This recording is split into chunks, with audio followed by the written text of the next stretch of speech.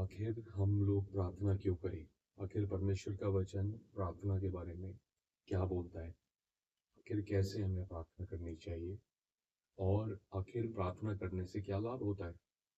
परमेश्वर का वचन मत्ती और उसके 26वें अध्याय और उसके 41वें पद में कहता है, यहाँ ऐसा लिखा है, मत्ती ऐसा बोलते हैं, जब यीशु मसीह गतसमनी के बाग में थे और जब वो प्रार्थना कर रहे थे, जब वो उस हालत में थे, जब वो कहते हैं कि मेरा मन बहुत उदास हो रहा है, तब उन्होंने चेलों से निवेदन किया कि वो आएं और यीशु के साथ प्रार्थना करें। लेकिन यहाँ ऐसा लिखा हुआ है कि वो चेले इतने थके थे कि वो उसके साथ प्रार्थना नहीं कर सके।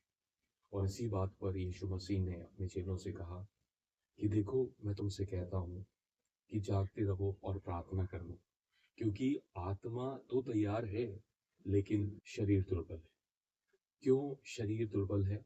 क्योंकि चेले थके हुए थे और वो प्रतिदिन की प्रार्थना जैसे प्रभु यीशु मसीह अपना समय बिताते थे, वो नहीं कर पाए। और इसीलिए प्रभु यीशु मसीह ने अपने चेलों से कहा कि तुम जागते रहना और प्रार्थना करना, ताकि तुम परीक्षा में ना पड़ो।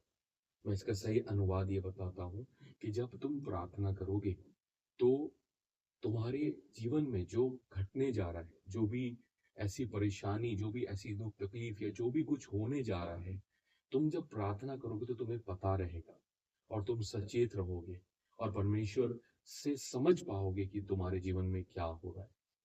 इसका एक और बात है, वो है कि जब हम प्रार्थना करते हैं तो हमारा शरीर जो है वो दुर्बल है, मतलब कहा जाए तो एक तरीके से निर्बल है।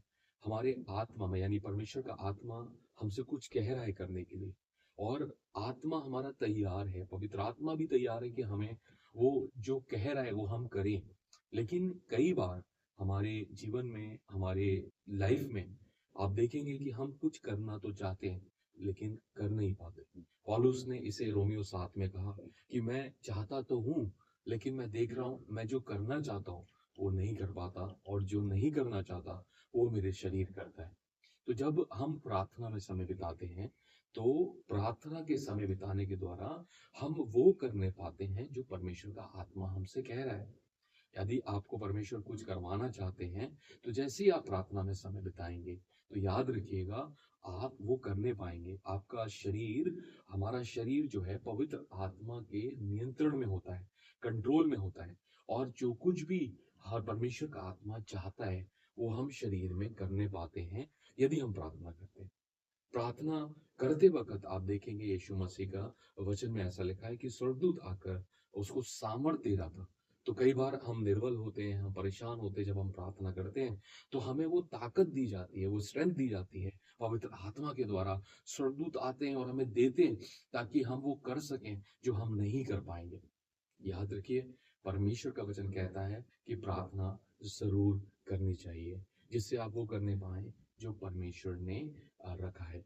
आखिर प्रार्थना उस समय नहीं करनी चाहिए जब केवल आप एक दिन में 4 घंटे 5 घंटे प्रार्थना कर रहे हैं क्योंकि आपको कुछ चाहिए।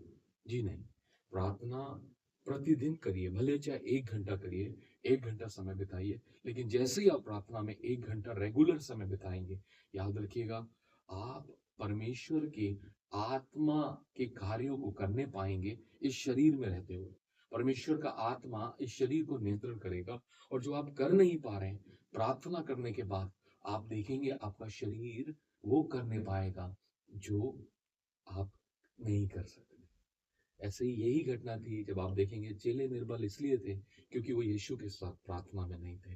लेकिन यीशु मसीह ताकतवर इसलिए था, उसे पता था कि क्या होने जा रहा है, यहूदा इस्करियोती अभी आएगा और उसको पकड़वाएगा।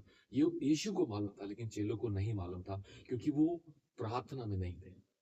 मैं फिर बोल रहा हूँ, परमेश्वर का आत्मा आपको ब्लेस करे, निरंतर प्रार्थना करें। मैं परमेश्वर की भीड़ों से, परमेश्वर के पवित्र लोगों से बात कर रहा हूँ। मैं आप लोगों से ये कहना चाहता हूँ, आपको उत्साहित करना चाहता हूँ कि आप जरूर प्रार्थना करें, और जैसे ही आप प्रार्थना करेंगे आप अपने शरीर को देखेंगे कि वो करने पा रहा है जो परमेश्वर आपसे चाहते हैं, जो भी आप परमेश्वर के लिए करना चाहते हैं।